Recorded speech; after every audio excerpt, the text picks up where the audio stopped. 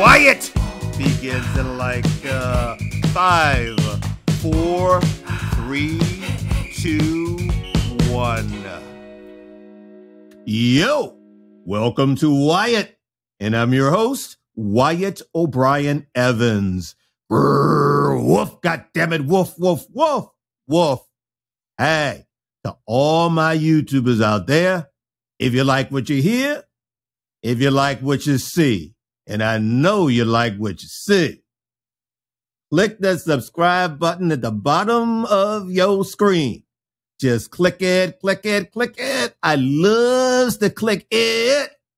Hey, let me tell you something. This episode of Wyatt is our Thanksgiving Day weekend show.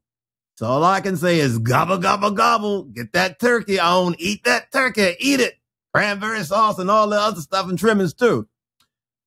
Anyway, our very special guest is Mr.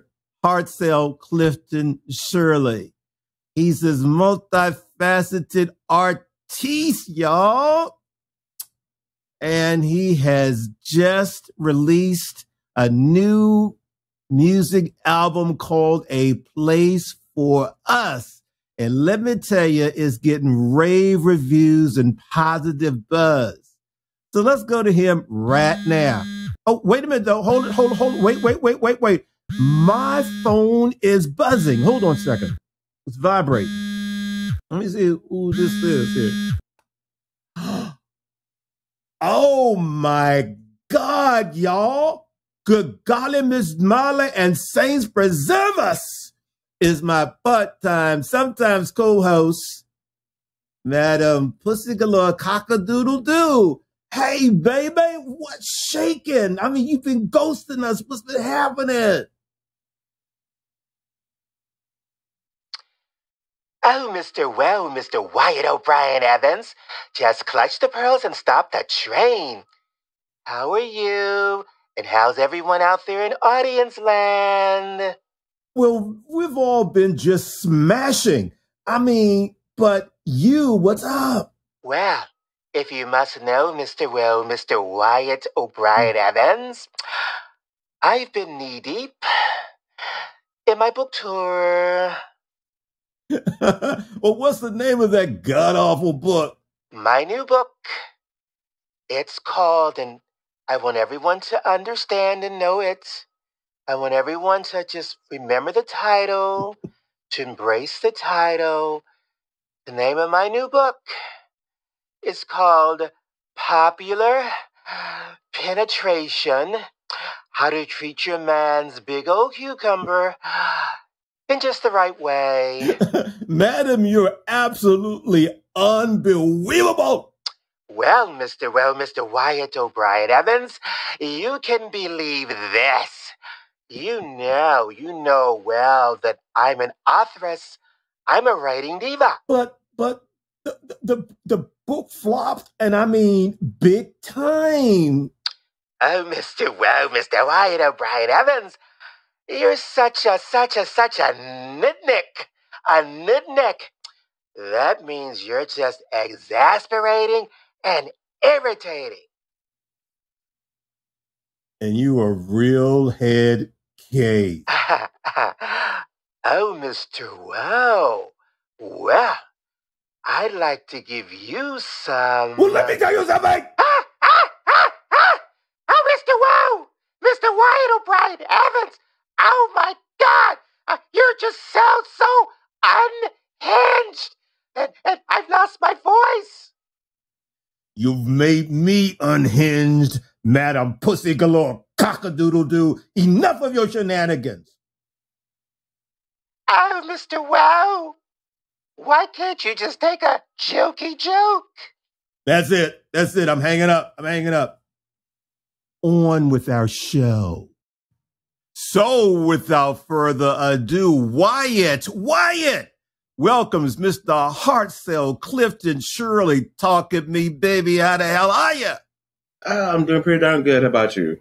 I am doing great. You know, this is our Thanksgiving Day show. I wanted it special having you on. You know that you are one of Wyatt's most popular guest, man. Oh, wonderful. Oh, my gosh. Okay. Don't you feel special? I do. Very much so. Because you are special.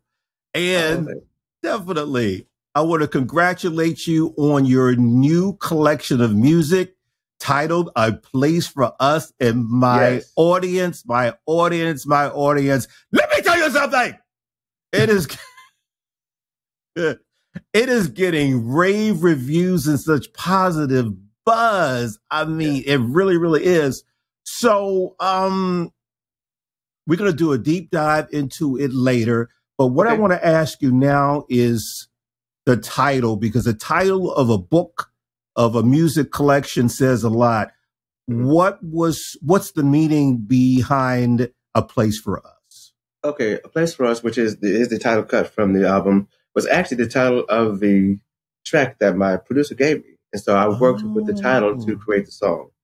Cool. But the whole project is actually in dedication to Nigel Shelby, who the young man in Alabama, I think it was, who killed himself because of being bullied at school.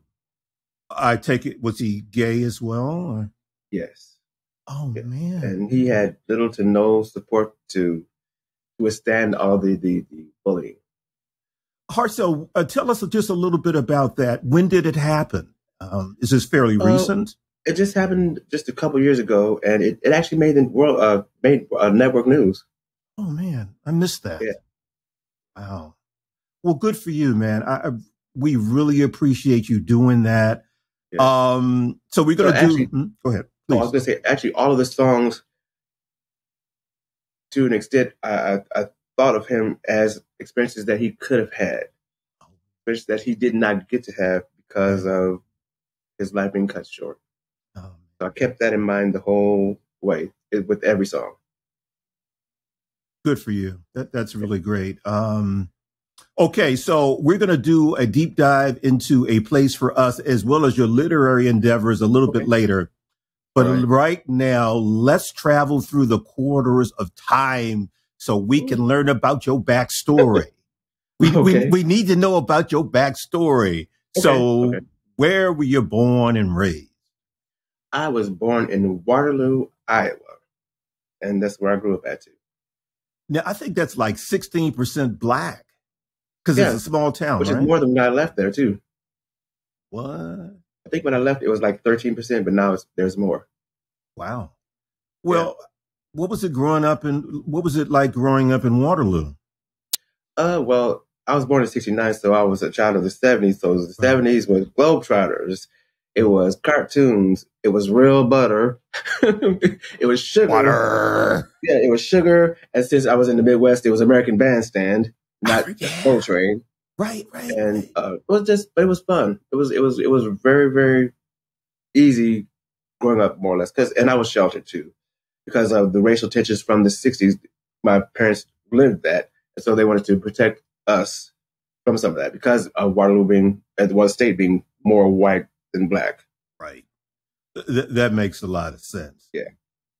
Now, I'm going to ask you this question because I ask all my guests this question because it makes me laugh and it gives us insight into what you are today, the man you are today. So tell us, what was Hartsel like as a boy, a little nipper? Give us like 3 characteristics or qualities or attributes that best describe you. Come on. 3. Oh, let's see here.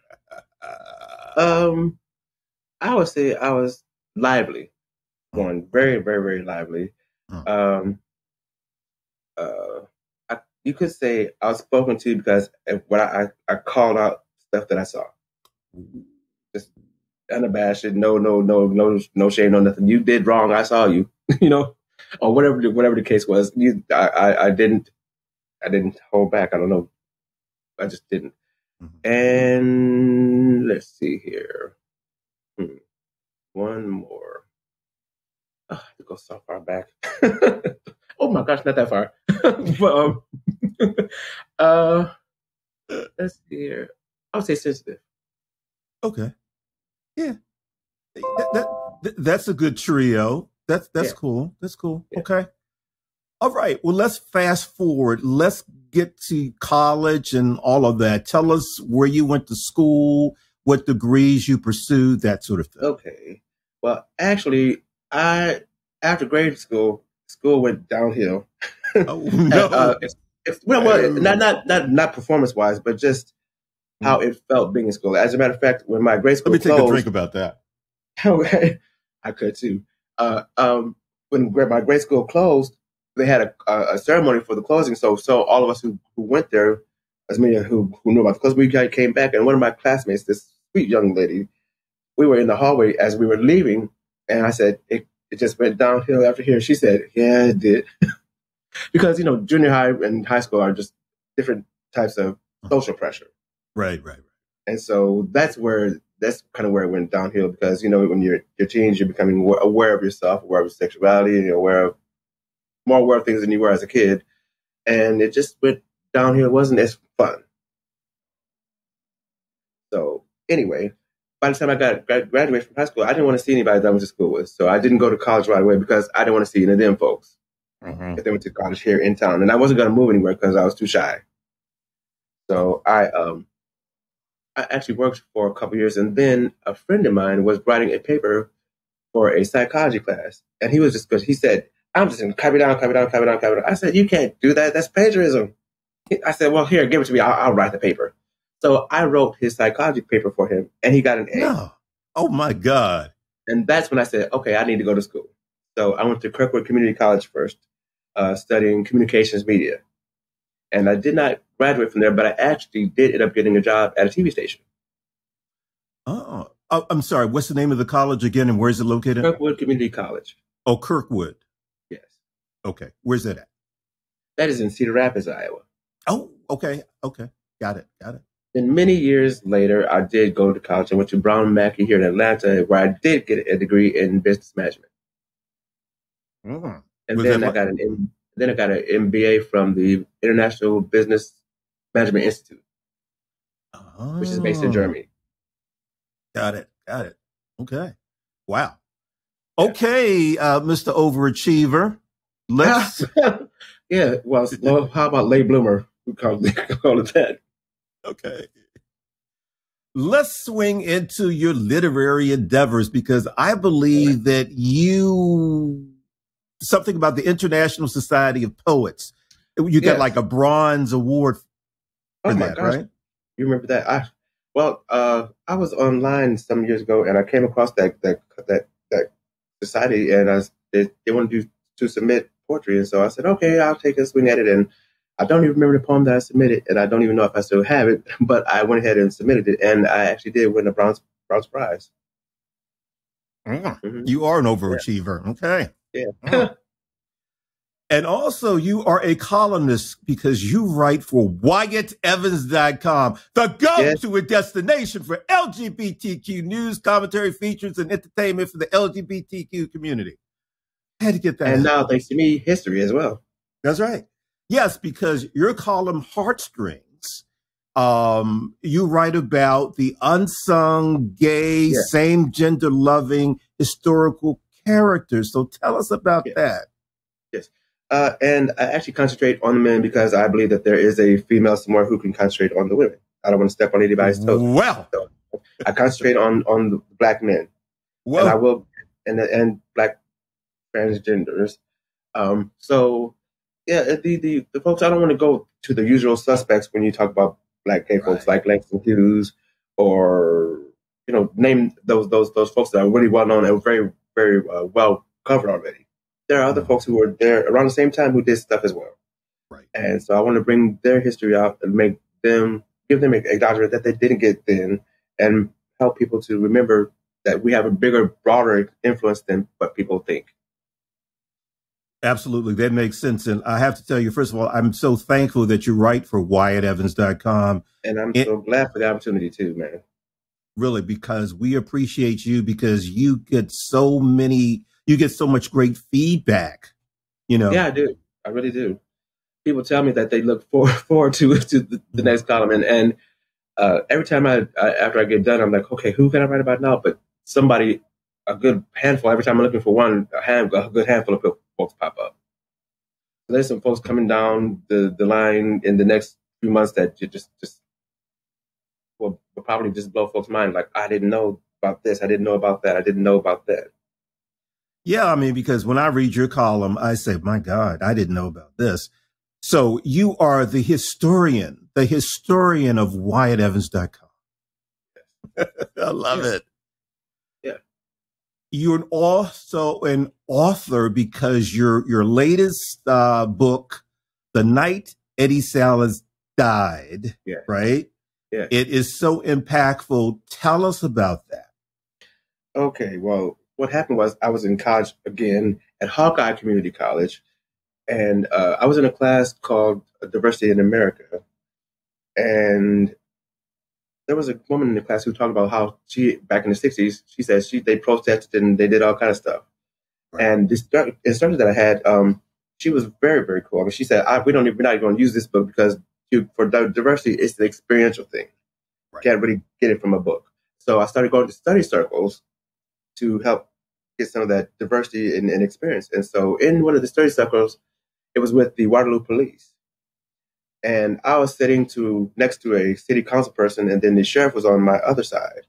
And at one point in this conversation, the council person leans over to me and says, ask him, the sheriff, what happened to Eddie Salas, what really happened. And so I'm like, So when I could jump into the conversation, I blurred out, so what really happened to Eddie Salas? And the sheriff says, we're not going to talk about that. What?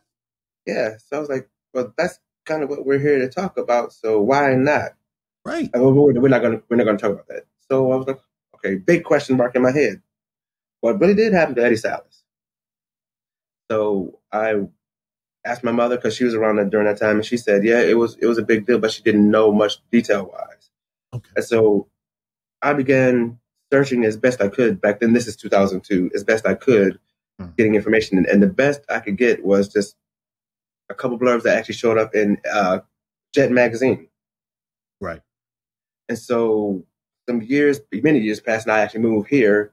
And I happened to be online one day talking to a friend of mine from junior high and high school who worked for the newspaper there.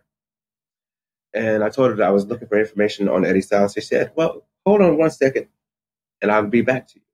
And she was gone so long, I thought she just forgot about me and everything. But what she did was she went to the archives of the newspaper and got every single article that they ever printed about with Eddie Salas on it. That was great of her to do that.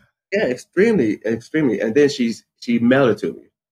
And I was like, once I got all those articles, I was like just overwhelmed because he had been written about since 1959. And so I was able to piece the whole story together about what really happened to Eddie Salas.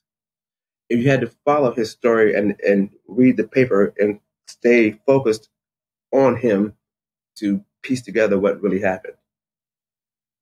Because the last thing he died in 1966. Right. But the last thing that was written about him was written in 1976. Wow. Yeah. That's kind of disturbing. It was, and it was really disturbing as I read it too, because it was a real eye-opener about the state of Iowa and about the county, Black Hawk County, and about Waterloo. And I had no idea that things had been as intense there racially as it was in Detroit or Chicago or any of those other cities. It was very, very seriously racially intense. They even had to call in the National Guard when he died. Wow. Because the city they were rioting. There were fires, there were broken windows, there were broken, destroyed buildings. I mean, it was a big deal. A really, really big deal. Wow. Yeah. Where can we pick up a copy of The Night Eddie Salas Died? How can we get copies? The Night Eddie Salas Died can be found on lulu.com. Just go to lulu.com, that's LULU.com. And then you type in The Night Eddie Salas Died, and it should come right up. Or you could probably type in my name, and it should come right up as well. Cool. Okay. On a lighter note, let us shift to your music. This new collection, A Place for Us. Now, it's my understanding that your interest in music was sparked by your dad's extensive album gosh, collection, right?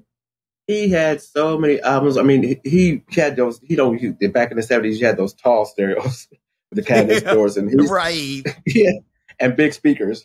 And so his albums went way out into the floor. So you had to walk around them or vacuum around the albums because there was just so many of them. It was too many to fit in the console, so they were just everywhere. And so he played bass also, and his mother actually played piano. So music was just always around. Okay. And then the 70s was a good time for music too. Just really good music then. It was. You know, we only had AM radio when I was a kid too. And, you know, people poo-poo disco, but disco was actually very ingenious. It was fresh. Yes. Look what Donna Summer did with Bad Girls. Right.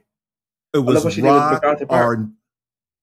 Exactly. Right. Yeah. But, you know, particularly with Bad Girls, she did it was like a fusion of rock, R&B, soul, all funk, all of that. All of that. Mm-hmm. Well, and then, you know, AM radio back then played everything. There was less discrimination than there is now. They played everything. That is true. Okay. What is your muse for creating, and, you know, what drives you to be a singer-songwriter? Oh, wow. Anything can be a muse. Like for this particular project, now the Shirley was. The song titles that my producer gives me, I work from those a lot of times, and sometimes I don't work from that song title itself, but the feel of the music. There's just this drive in me to create and communicate. Cool. And I can only say it's divine. I get it. I totally understand what you mean. Again, a place for us is getting rave reviews, such positive buzz. I've got one of the reviews right here, and I'm going to read it. Oh. I'm going to read it. And this is from Jamsphere. Jamsphere is a very influential music magazine. Yes. Jamsphere. I love that title.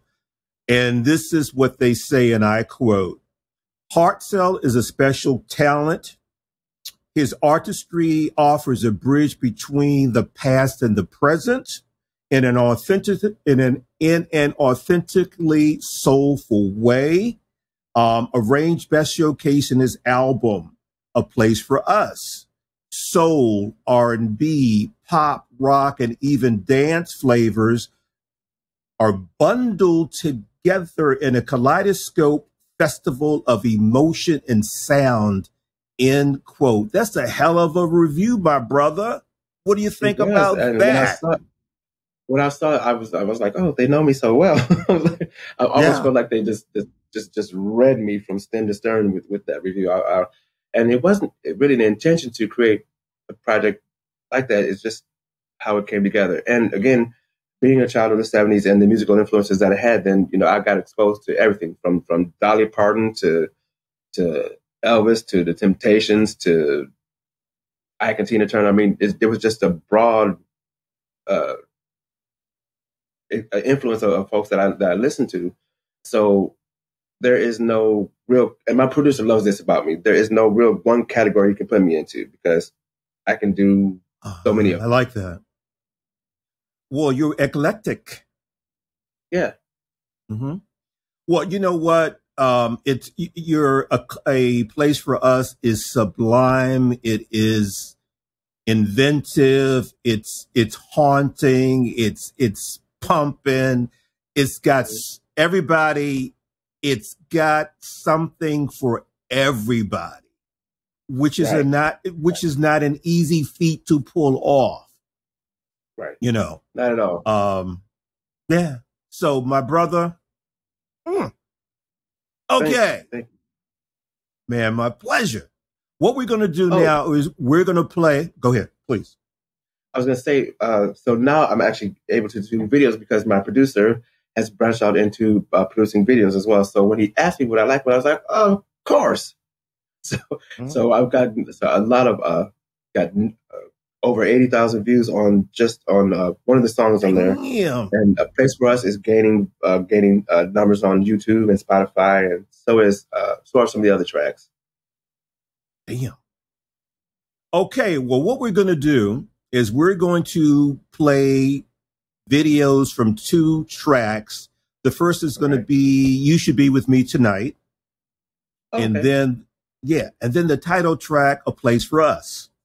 And if you would do this for us, after each video plays, give us commentary, about what it means, anything that you find would be titillating.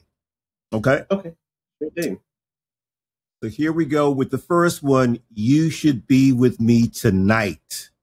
And somebody should be with me tonight, but you know what I'm talking about.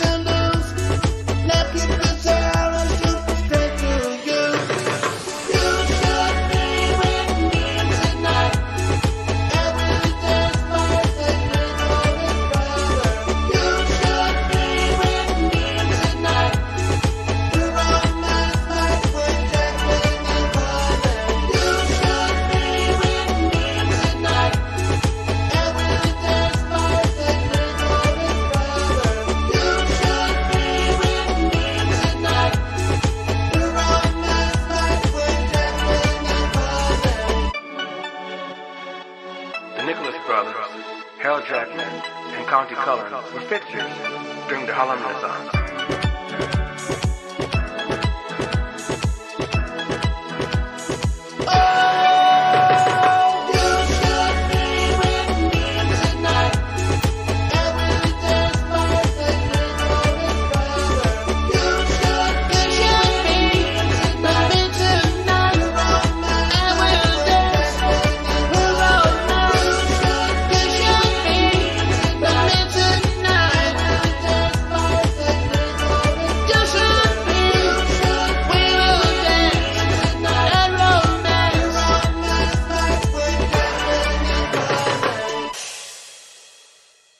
I love it. I love it. I love it. So, Mr. Shirley, give us commentary. Tell us what it's all about, what it means, all of that good stuff. Oh, gosh. Okay, so I really love this song when he gave my producer gave me this track. Jay Forte, I'm going to mention his name because he's brilliant. He was actually trained by the Army School of Music, so he knows his name stuff. Again is Jay Forte. Got it. That's how everybody goes by. And so he graduated near the top of his class too. So he gave me that track, and I was like, "Oh my gosh, I love this! I love the build up, I like it and everything." So I worked with the chorus, and which gave way to the verses easily. So I had just finished doing the heartstrings on Aaron Bridgers, who was the love of Billy Strayhorn's life. And so I had also finished doing the heartstrings on Harold Jackman. So I had those two gentlemen in mind and their partners. And so my whole imagination around this whole song was, what was it like when they encountered each other the first time? Sparks and the sparks and the knowing that this is the one. Because those were both very significant relationships for each of them. And the longest relationships that either of them had. Okay. So it was just a tribute to the romance of their meeting and their relationship. Okay. Got it. And so also with You Should Be Here Tonight, because it's retro looking back, but it's kind of present, like the description from Jamsphere. I mentioned that Harold Jackman and Connie Cullen were lovers during were fixtures, I should say, during the Harlem Renaissance. And so I also mentioned the Nicholas brothers, who were big. Okay.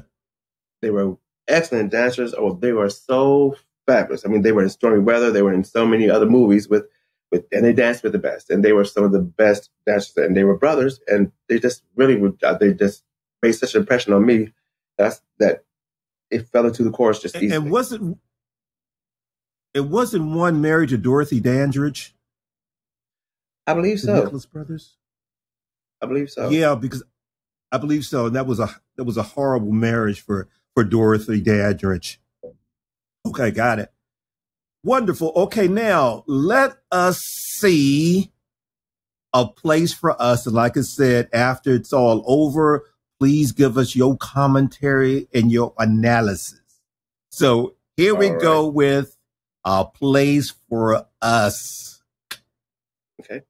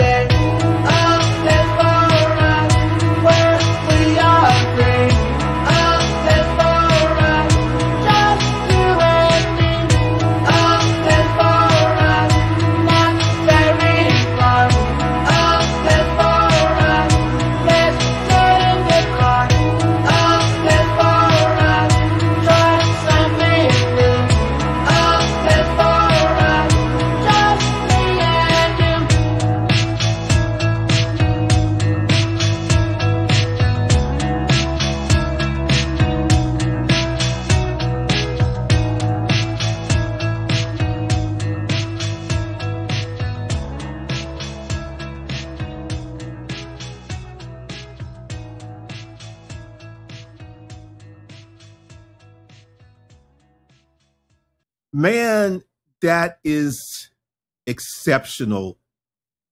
Give us your feet. Give us your commentary, Mr. Artiste. Okay. Again, that was the title of the track when my producer gave it to me. So I worked with that title. And so A Place for Us, the whole feel of the track was just you could just imagine yourself just driving and getting away from your getting away from work, getting away from everything that is your surrounding, your immediate surrounding now. Just go somewhere to chill out, to relax, to regroup, Right. to just take a break from life. Just find some place to go. And it doesn't have to be far. Just as long as you go away, just breathe. Right, I get it. Yeah, absolutely. So that was the whole thought for that whole song. And then the vocals that you hear that are not mine were already there. So I was like, oh, I don't need to change anything. I just need to put some words to this whole feel of this song and just let it flow. Got it. Awesome. Well, tell us where we can grab our copies of the album A Place for Us. Okay. It is available on Amazon. It is available on Spotify and CD Baby and so many other places that you can get stuff where you download stuff from. And there's more than I can name. You pick one and you can probably get it there. As a matter of fact, it's over 150 places. So, yeah. So, in other words, my listeners, my audience rather, because we are visual. Right. There's no excuse. Get your copy of A Place for Us because it's absolutely wonderful. Oh, thank you. No, my pleasure, man. My pleasure. I mean, you're just more than a bag of chips. Always wanting a bag of chips, never just a bag of chips. That's a snack. I'm the whole 7-course meal. Yes, you are. Okay. Before we get out of here, let me ask, this is Thanksgiving, so let me ask you, what have you been most thankful about this year? Wow. I have been most thankful for, I might get a little emotional, but for my best friend, who is one of the smartest and bravest and most,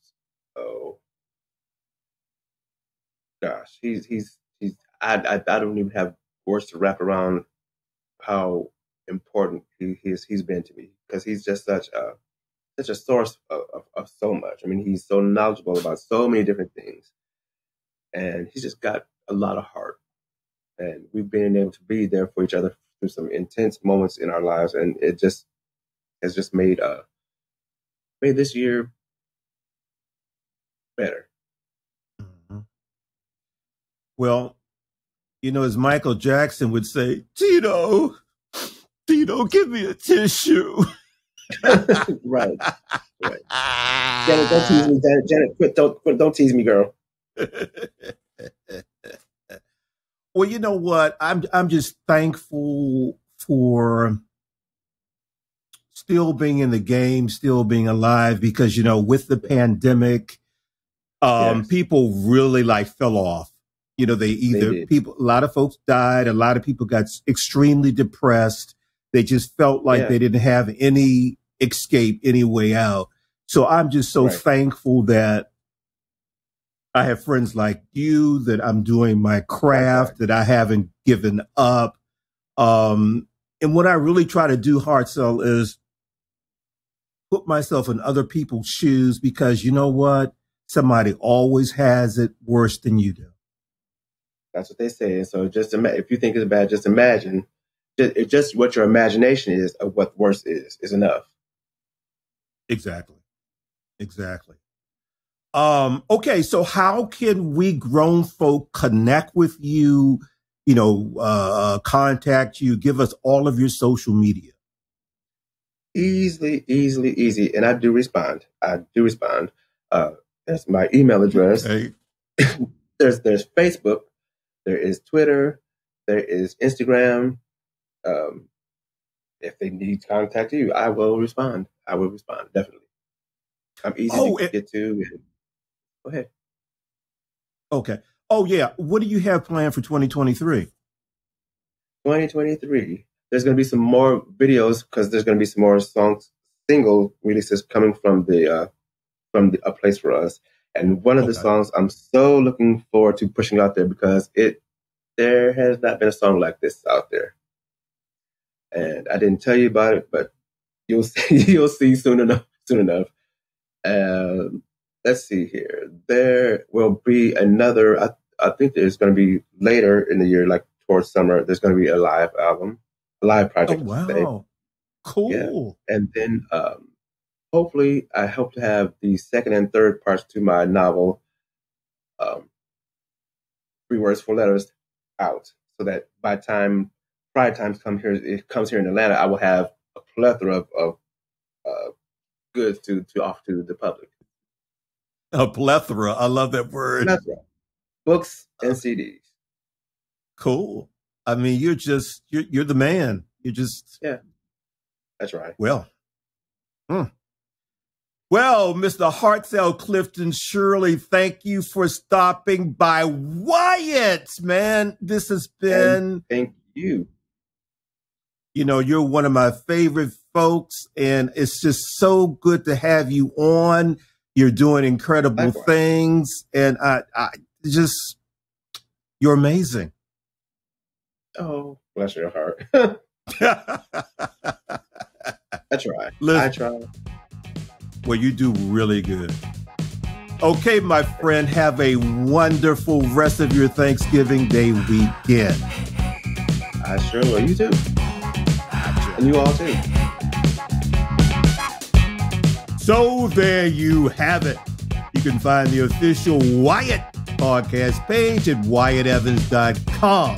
The go-to destination, y'all, for LGBTQ news, features, commentary, and entertainment. WyattEvans.com is visited by over 100 countries on the regular. And all I can say to that is, hey, baby.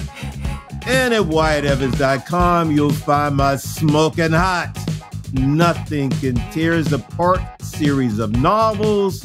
And the latest installment is Frenzy! Yeah, Frenzy! And Frenzy is like chock full of intrigue, action, danger, masculine romance, and all the erotica that you can shake a stick at. And the predecessor to Frenzy is Rage, all at WyattEvans.com. And I have just about finished the sequel in the Nothing Can Tear Us Apart series novels, and I'll have some more information for you soon. And you can just drop me a line at WyattOnAir@gmail.com. And you can follow me all over social media, Facebook, Instagram, Twitter, and it's all right there, poof, right in front of your eyes to peruse. So, y'all, until next time, woof, goddammit, woof, woof, woof, woof.